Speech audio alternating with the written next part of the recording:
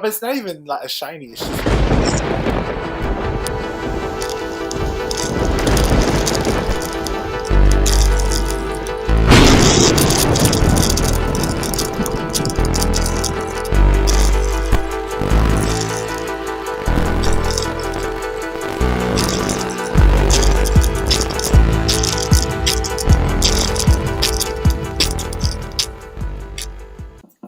Hello, everyone, and good evening. Welcome to another episode of the Gauntlet, the most high energy NFL show that you guys are going to find on the airwaves. Part of the Sideline Sports Network. We got Mr. JB Ellis joining us tonight from Sideline Sports. JB, say what's up to the people, and thanks for being on the Gauntlet tonight. What's going on? Sorry I missed last week. Just bad timing. Oh, you're on the road, but it's all good, man. We all knew we would see you at some point, and it happened to be tonight. Glad to be here. Glad to be here tonight. I saw you put out the post. I was like, I'm in. Any way to help you guys. I love what you do. Love what you do, man. That's why we make a fantastic team on Sideline Sports Network. And we got Mr. Jenkins in the house as well, rocking the new watch. I saw that. I'll take it. I like it. So, as Mr. Jenkins said, it's always important to be able to tell the time. Detroit Dom, what's going on with you? Just I'm here, just trying to make it through the week. One more day. Well, we'll try to make it through 1 hour, guys. And how we start the show every single week, we're going to talk about some Gauntlet grinders, our top performing players of the past week. Going to start in Kansas City with DeAndre Hopkins. 8 receptions for 86 yards, 2 touchdowns, including this big catch in almost triple coverage there against the Tampa Bay Buccaneers. And DeAndre Hopkins still showing that he got juice in the tank. I know he's a little bit older, played the last couple years in Tennessee. Some people didn't know if he still has it. I think what we saw was an impressive showing, and DeAndre definitely going to make impact on the Kansas City Chiefs. I'm also going to go to the Philadelphia Eagles here and Saquon Barkley. Everybody, if you haven't seen this play, you've probably been living under a rock. They've shown it like 500 times. Does a spin move here, does another spin, and he jumps over a guy backwards. I don't even know who would attempt that. But 27 carries for 159 yards and a touchdown on the day on the ground, and then 3 catches for 40 yards and touchdown. So almost 200 yards for Barkley from scrimmage, and definitely has made a big impact on the Eagles this season. So we could go clockwise if we want. Mr. Jenkins, do you have any Gauntlet grinders for this week? That's in there. Okay. Gee, I actually was going to give it to the entire Lions offense, just for the simple fact of they are so amazing. That offensive line is serious, and that running game and those passing attack, it's just pretty awesome. I'm gonna give them that for the NFC. The AFC, I'm gonna be biased because I did win last night. I'm gonna give it to my quarterback because my quarterback last week was very surgical against a pretty good Denver defense. Not going to say that I actually wasn't surprised because if you honestly ask me, I think my offense could score on anybody, no matter what defense it is. And maybe you probably feel the same way, but it was a pretty great game, and I was so happy for Lamar to do that because, again, we'll get into why I was happy to see that, and it happened tonight as well. What about you, Dom? NFC, I got to go Demarcus Robinson. 6 catches, 94 yards, 2 TDs. One of them a game winner against Seattle. He kind of kept the ship afloat with the Rams while Cooper Kupp and Nakua were out. And then early in that game, Puka got thrown out of the game, and Demarcus Robinson stepped up. It kind of reminds me of what Josh Reynolds used to be with Matt Stafford, and then with Jared Goff as well. He's not real flashy, but he's got the trust of his quarterback, and he's made some big catches all year long. And like when I saw him earlier in the year, I saw Robinson and I was like, I know that's not like that guy's still in the league, but he's just hanging around and having success. That St. Louis passing attack is potent. Not to mention their run game. Kyron Williams, that's my guy. AFC, I'm going Mike Gesicki, 5 catches, 100 yards, 2 TDs. He was almost a man forgotten last night, but I'm sure we can talk about that later or next week or something.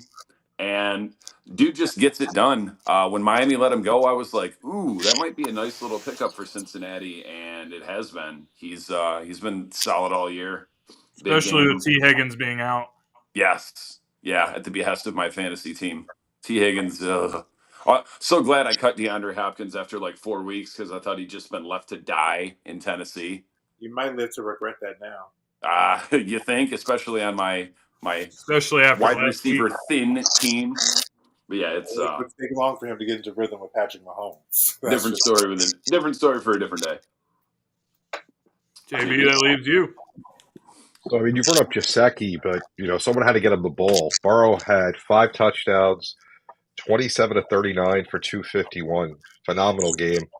It was between him and Lamar. I went with Burrow last week because, what impressed me about that is Chase only had, I think, 43 yards. Mm-hmm. And Chase is his go-to guy. I mean, we saw that last night. Clearly. So he basically did it almost without Chase. So that's pretty impressive. The NFC, James, you hit it right on the head. Nobody's going to hurdle somebody backwards. And, his quest for 2,000 yards to make me happy as a Giant fan, I can't wait. And I'm a little disappointed in him that he sat out and didn't take more yards against the Giants, but I respect him for it. By far the NFC player of the week, 27 for 159, a touchdown on the ground and in the air, and just a class act. It's a shame he doesn't play in the swamps in Jersey, but then again, no one wants to go there anyway. So, So what are your, as a Giants fan, what are your thoughts about all the people that were bashing him for going to Philly? listen, go make your money. The Giants made their decision. You got to make your decision. You only have so many years that you're eligible to get that kind of money. He's a class act. He's not a, comparing it to baseball, how Juan Soto started talking about free agency during the year in September, after he had a home run, I think it was in Seattle, which was his 30th ballpark. So he hit like one at every. He went and said, well, that's going to be really good for free agency. Barkley didn't do anything like that. Just went out and played. And when he became a free agent, Philly made him the best offer. He was happy with it. He went. The Giants made the mistake. He was available for them to sign right from the beginning, and they chose to go with Daniel Jones. So you reap what you sow. Exactly. So fans I like are that Tim kind of Tracy getting mad kid, at the though. player. They're kind of getting mad at the player when they should be mad at the organization. Exactly. And I hope he continues to tear it up. And what do I say to you every time I'm looking at the game, the Philly game? What was it? The New Orleans game, he had like no carries in the first quarter. I'm like, what are they doing? He changes up the whole game because he opens up passing for Hurts, and he also makes it easier for Hurts to run because they got to respect Barkley. Absolutely. You got to stack more guys in the box. So for the next segment, guys, it's time for the Sports Morons of the Week. When we get back, we're going to talk about the worst takes and the dumbest things that we've seen in sports from the last 7 days.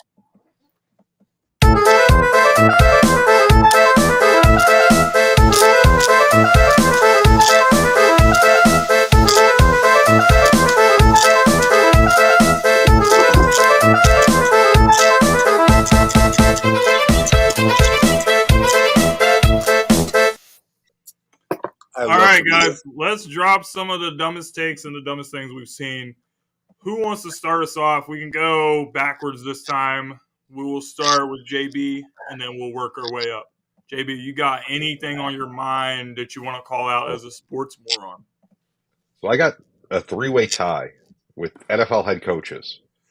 So first of all, I said this during the week. We all talk about the Wonderlic test during the combine. They need to give NFL coaches the Wonderlic test. Forget about the prospects. The coaches are horrible. So I got 3 of them. You got Mike McDonald throwing 2 times at like the 1 and the 3 yard line. He didn't see Seattle Super Bowl where, they didn't hand it off to beast mode and they lost. And it happened again against the Rams, not in the Super Bowl, but it happened twice, not just once. Then you got Brian Dable, who's not very good at math. Giants, the last 2 weeks, Pittsburgh and Washington were down 14 points, score a touchdown. You kick the extra point, you're down 7. They went for 2 both times. They missed it. So instead of being down 7, they're now down 8, and they have to chase points the rest of the game. And it's not like they have a dynamic offense that they're going to get, 3 yards very easily.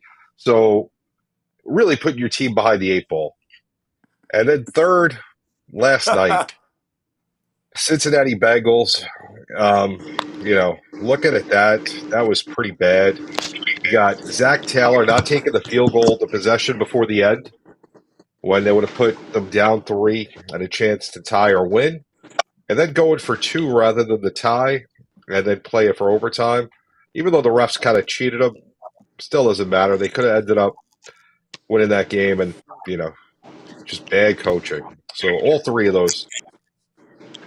Now we got Kendall joining us, big time Patriots guy on Sideline. What's going on? What's going on, Kendall?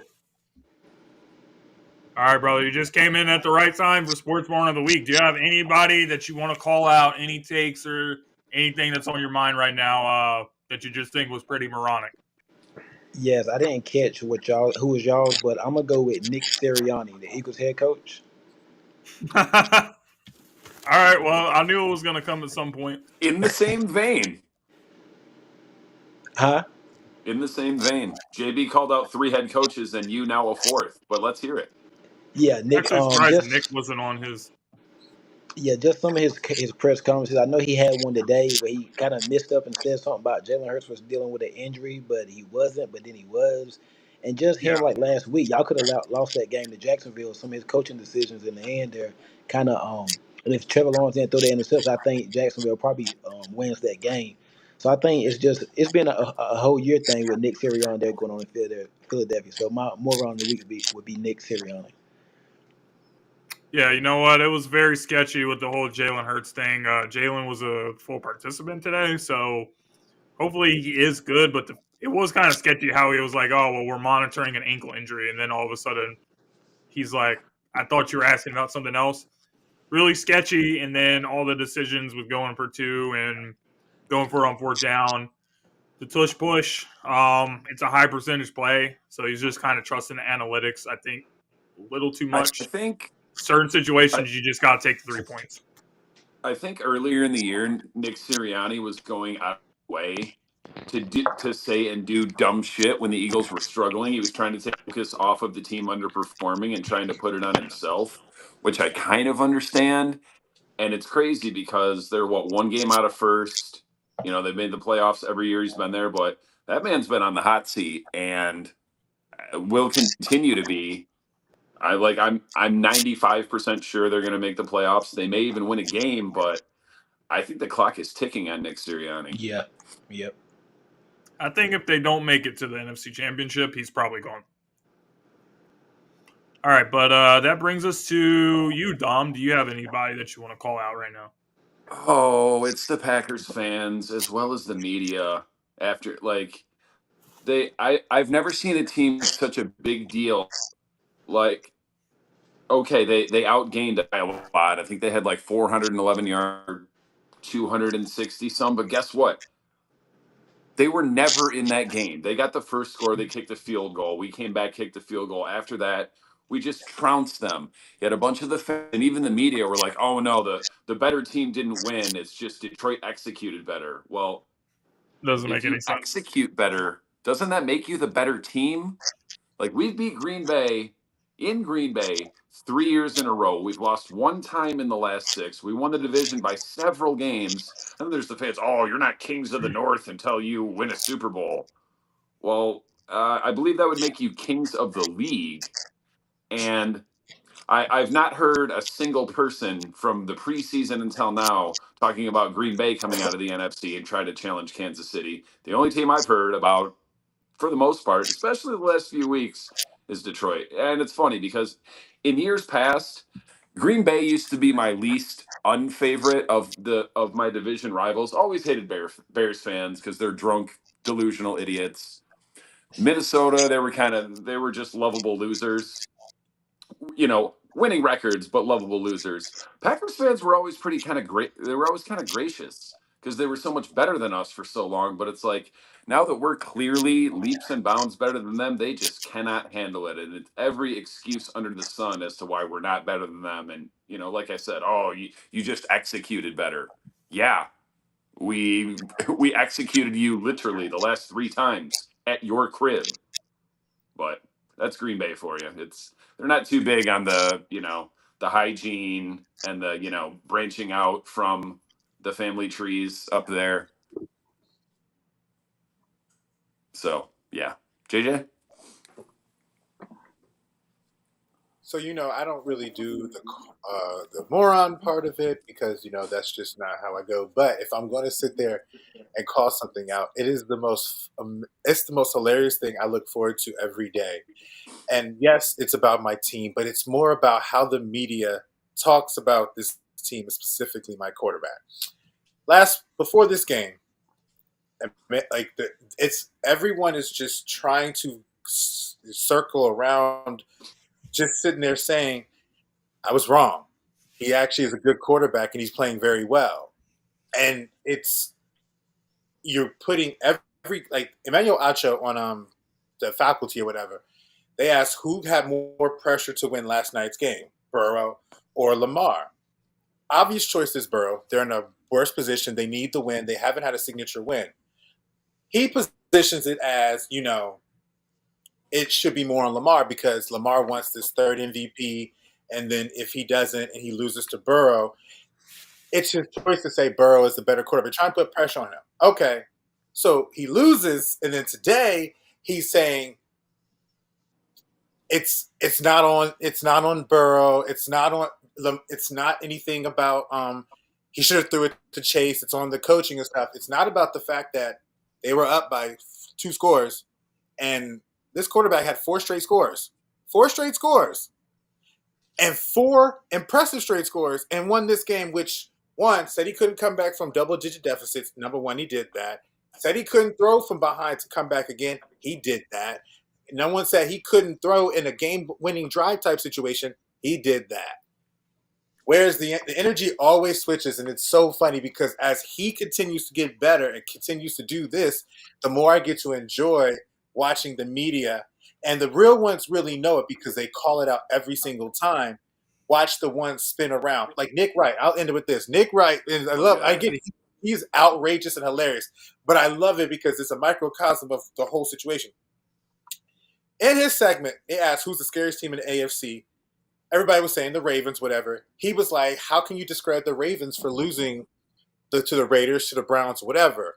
Then brings up the fact that he thinks the Bengals are scarier than them. And then the guy was like, but they lost to the Patriots. They lost this. How is the team with more losses and lost to this team? If their losses count to Baltimore, why isn't Cincinnati's losses counted? It's just the flip-flop. And I love it. I get it because at the end of the day, I know what's going to happen if we actually complete the task. I know what's going to happen. There's going to be some other excuse because no one will ever want to sit there and say, you know what? I was so hard on this guy. I thought I knew it all. Much like Dom said, I know much. You are wrong. And then he just basically said, yeah, y'all was wrong. You don't know what you're talking about. It's okay to be wrong. That's it. It's unfortunate that what it took for Lamar to turn himself into a budding elite passer was the Ravens being dead last in passing yards against, because it's like he's got to go out there and throw. But that's because the they thing. can't slow the game down and just run the ball. But that's the thing. I'm happy for the kid. It's not even about the elite passer part because he's always been. He's not doing anything different from what I'm seeing before. What I'm seeing is a guy who knows this offense and knows what he wants and knows how to get what he wants. That's the only thing I've seen. These plays that he's making, I've seen it throughout his career. So nothing he's doing is surprising to me. It may be surprising to other people, but it isn't to me. Do I think I'm just mad that he never wants to throw the ball to Mark Andrews anymore. He does. Mark Andrews had a touchdown last night. Mark Andrews is on my bench. Right, but I hate you, Mark Lamar. Andrews had I'm gonna let James go because I love to talk about this, but we've been talking about it for a second. I'm gonna go like James. I got one, and it's also related to the game last night. It was a very competitive game. Two good quarterbacks, two elite quarterbacks, a lot of points scored. But the way the game ended was very stupid. Both, I want to say, on the coaching, because honestly, I know people say go for the win and all that. What do the analytics say? You can't stop Lamar Jackson. Who knows? Maybe you get the ball in overtime and you score.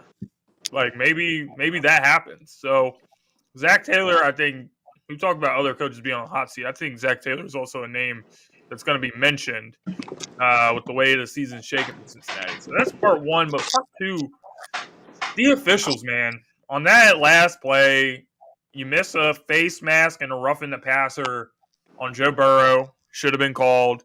Defensive holding should have been called. So to have such an exciting game take place and then it ends in that fashion is just extremely disappointing to me. So that's why I feel the need to say the officials are the sports moron of the week for me. My If it thing was is, Mahomes, Yeah, sure. if it was real quick, Go if ahead, it was JB. Mahomes, that call's being made, or if it was Kelsey, that call's being made. Without a Exactly. doubt, 100% of the time. If the jerseys were red and white instead of orange, black and white, those calls are being made. And that's the problem. If we're seeing that, and I don't have time to watch every NFL game. I wish I did. But there's only one team that I've ever seen that gets every call in the final minute of a game, and that's Kansas City. And Yeah, it used to be New England.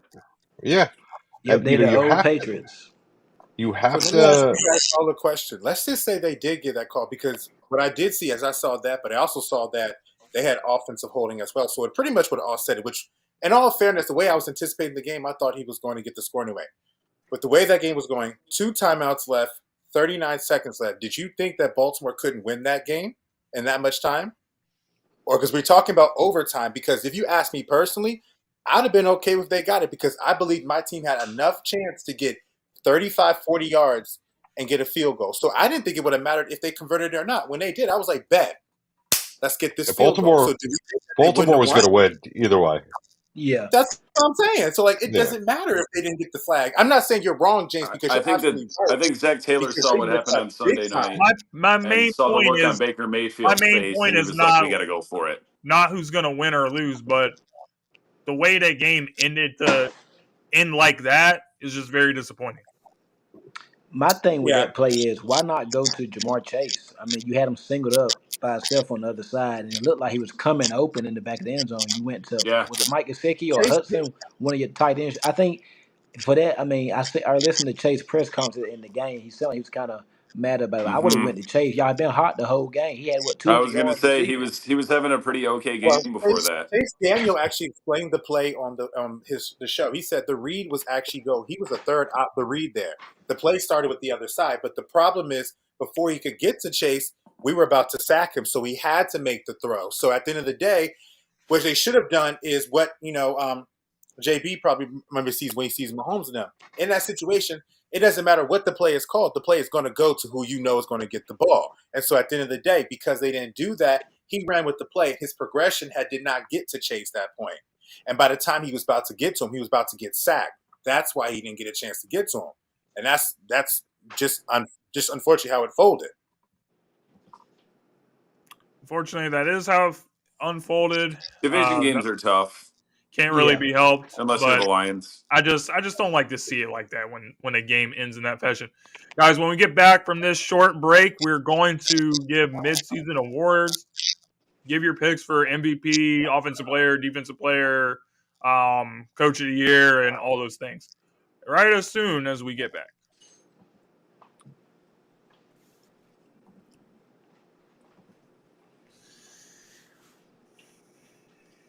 Thank you guys for tuning into the Gauntlet, part of the Sideline Sports Network mid-season awards. So how this is going to work is I'm basically just going to give my ticket and I'll pass it to the next person. I'm going to pick one winner for every category. MVP, I'm going obviously with Lamar Jackson. It's hard to argue what he's done this season. Offensive player, I'm going to give it to Saquon Barkley. What he's done with the Eagles team really has changed the dynamic of the team, especially the last few weeks when they've been giving him heavy carries. I know Derrick Henry's been incredible, but I'm going to give it to Saquon on that. TJ Watt, Ben Stellar, I'll give him the defensive player of the year. Offensive rookie, can't really go against anybody but Jaden Daniels right now. He's got to get it. Defensive rookie, I'm going to give it to Quinyon Mitchell with the Eagles.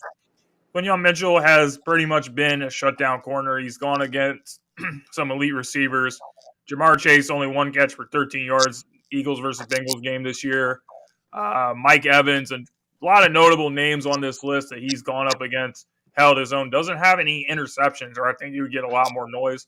But I'm still going to give him. I'm still going to give him the pick for me. And then Coach of the Year, I'm going to give it to Dan Campbell. What the Lions team is looking like right now, looking like arguably the best team in the NFL. It's really hard to argue against it. Comeback player of the year, I know Sam Darnold is getting a lot of shouts right now, but for some reason I feel like the second half of the season it's going to be about Russell Wilson. So I think Russell Wilson's going to end up being the guy that takes that when it's all said and done. But right now people are shouting Darnold. I get it, but I think it's going to be Russell Wilson when it's all said and done. Mr. Jenkins, do you have a response to me, and do you want to give me your ticket for the midseason awards? Not too many responses.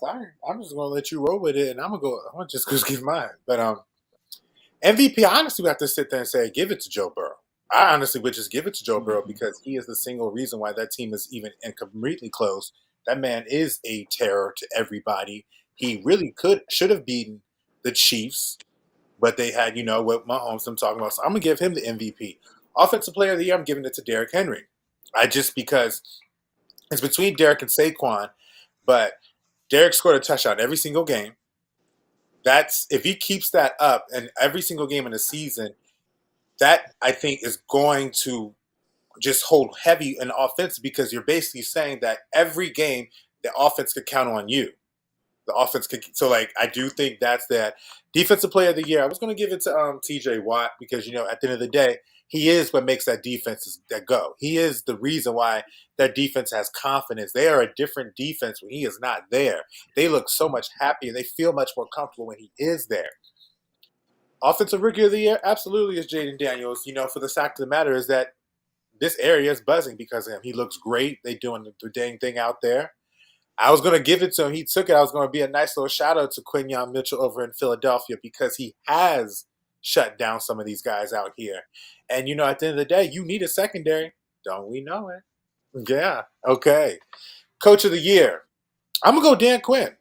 I'm going to go Dan Quinn because not only in the simple fact that he did the draft pick, they developed a team around him that was going to better utilize his skill set to help them produce. I think Dan Campbell probably should win it too because he has kept them progressing. But I would give it to Dan Quinn. And comeback player of the year, yeah, it's probably Darnold just because the only thing that I can sit there and see it challenging is if, and it's never been like a non-QB. I can't remember the last time a non-QB has won the award, but I haven't really paid attention.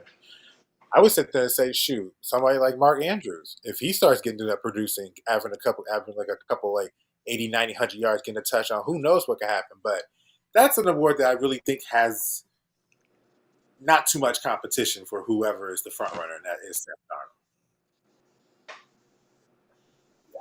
Darnold. All right, Dom, do you want to give me your ticket for midseason awards? Goff, Derrick Henry. I'm still giving the defensive player of the year at midseason, despite missing the last 3 games. He was leading the league in sacks before he had that horrific leg injury. It's Aiden Hutchinson. Offensive rookie of the year, Daniels. I can't even think of anyone else. Defensive rookie of the year, I'm going Jared Verse. Coach of the year, it's Dan Campbell. Comeback player of the year, it's not exactly a comeback because it's not like he was injured or had a terrible year last year.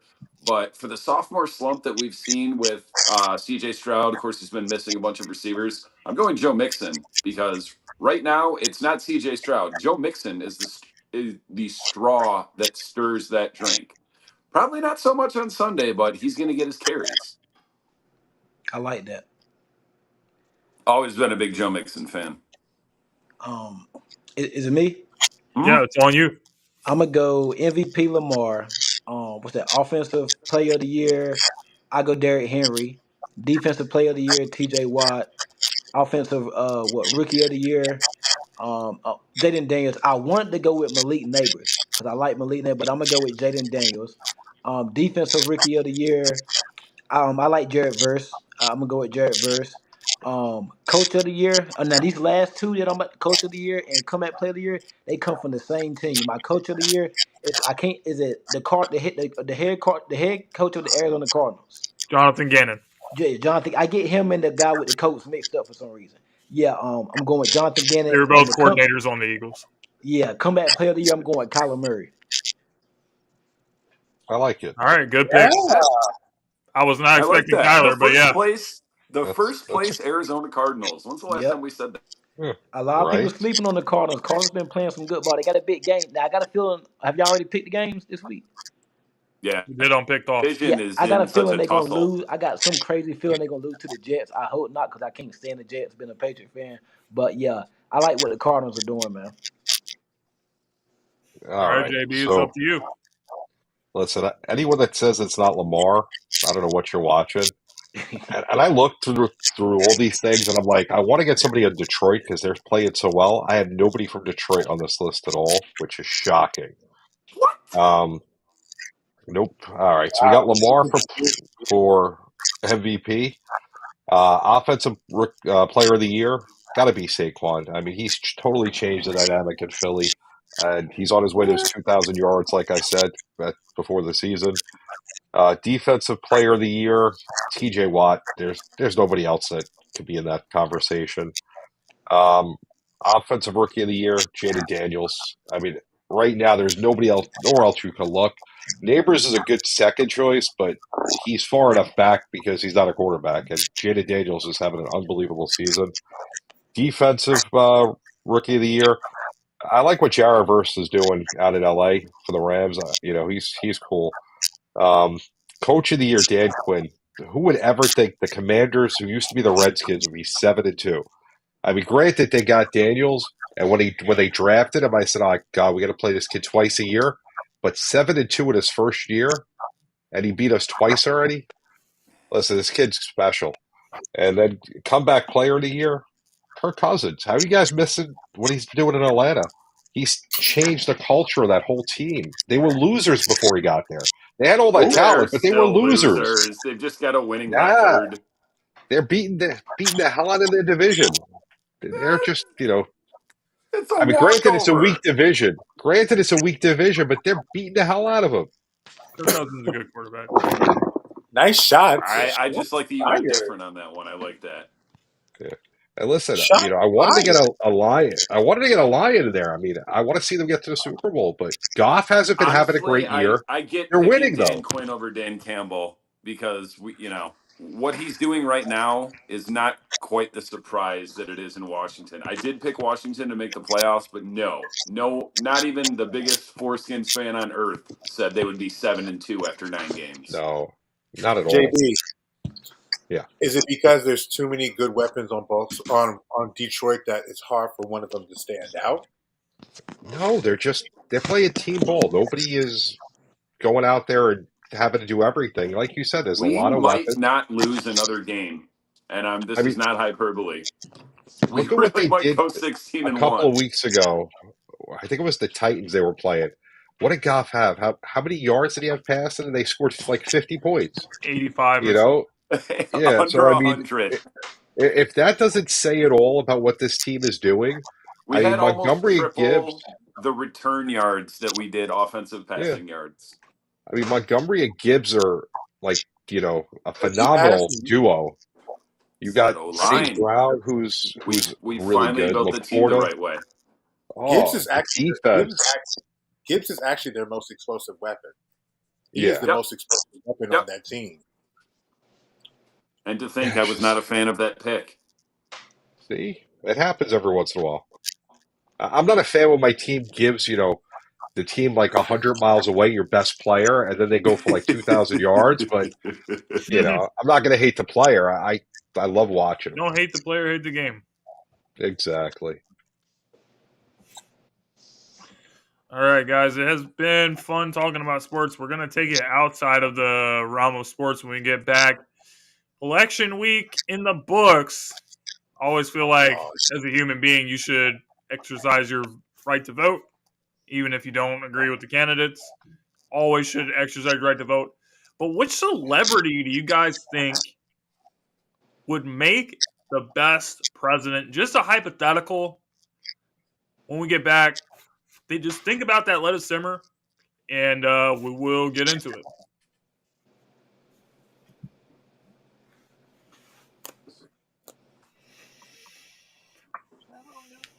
All right, so the election is over. Donald Trump won the presidency again. When he first ran for president in 2016, people pretty much didn't really take him seriously because he was a celebrity. So this question just came to me. Which celebrity do you guys think would make a good president? That would depend on what you consider a good president. Because I think that's the problem. Whatever your criteria is, you can make it what you want. I don't think most of these people would want to take the job, just because why would you want that responsibility? It doesn't really pay that well. Like, it's a pay cut for most celebrities. The first person that would be at the top of the list for me is Mr. Denzel Washington. I just think he's got the leadership. He would be a good figurehead. Policy-wise, he seems like he would do things and be socially conscious of problems that are going on. So that's why he would be one of my top picks. Not sure he would do it, but he's got the charisma. He's kind of got the Obama factor when Obama was first coming on the scene, running in 2008. He got everyone's vote because his personality, well-spoken, great leader. So that's why I think Denzel would kind of check some of those boxes for me, and I think he would make a good presidential candidate, Denzel Washington. Another Washington as the president. The first and the last? Or the second. All right. Mr. Jenkins, would you like to make a pick? Actually, I don't even have one. You don't have one? All right, Mr. Dom, your pick. You. This is tough. Like 3 or 4 years ago, I would have said The Rock, but so many things have been uncovered about a power-stepping douche this man is, showing up almost an entire day late to shoot movies. He's got an assistant carries around a piss for him because rather than taking a bathroom break, he'll just call for a jug guy, piss in a bottle, and then get back to shooting. So I don't know that I can't say Arnold because he wasn't born here. Jesse Ventura's out of politics now, unfortunately, because I would definitely vote for him. I don't know. Let's go with a wild card like Herschel Walker. Isn't he in politics? Kind of, sort of. I mean, and if you ask Herschel Walker, he could not only be at the same time, the leader of the free world and, still run for 800 yards in the NFL. That's it. That's all I got. Okay. Kendall. Well, James, you actually took mine in Denzel Washington. I was thinking, I didn't know you was going to go there. So why did you want to pick Denzel? Was it for any reason other than what I said? Not really. I just think he'd be an interesting candidate to be a president. So, yeah, I was going to go with Denzel. Then I thought about Stephen A. Smith too. Stephen A. for president? Lord. Yeah. Are you kidding? You're joking, right? It would be entertaining to see him at the presidential debate. Yeah. I would not let that dude be president of my hot dog stand. I would love to see Stephen A. versus Trump in a big debate. Yeah. Okay, As, That would be fair. as Trump He is ranting can on run us, just for that, except Trump can't run anymore. as Trump as true, it would be so funny to see as Trump is ranting, he's just like this. Are we talking like this? Are we not going to talk about the fact that over there you did this, that? Did we not going to talk? We're not going to talk about that? Okay, like that would be. Damn it! The Wasn't groundswell has expecting Stephen begun. A as one of the names. All right, Mr. JB, who Mark will be your Cuban. pick? Mark Cuban, obvious Yes. millionaire. Yes. You know, he's created a bunch of companies, sold them for huge profits. Now he's trying to work on lowering the cost of pharmaceuticals. So it shows he cares about the average person. He fits all the boxes. Yeah, I And, love that. it's ironic you said that because unfortunately he has a rift with Trump, which is crazy because you're right. Mark Cuban, people better read up on that man. That man's the real deal. That man, like I JB's love right. Mark Cuban because he's a super fan. He's like Jerry Jones with titles. Any person that has like a business background, I think, would be a really good president, just because they're going to understand a lot about economic policies. So, yeah, Mark Cuban, definitely a good shout. He's just down to earth as well. I mean, you know, he became a billionaire, but he still seems like he could be sitting on this show. It's one of us.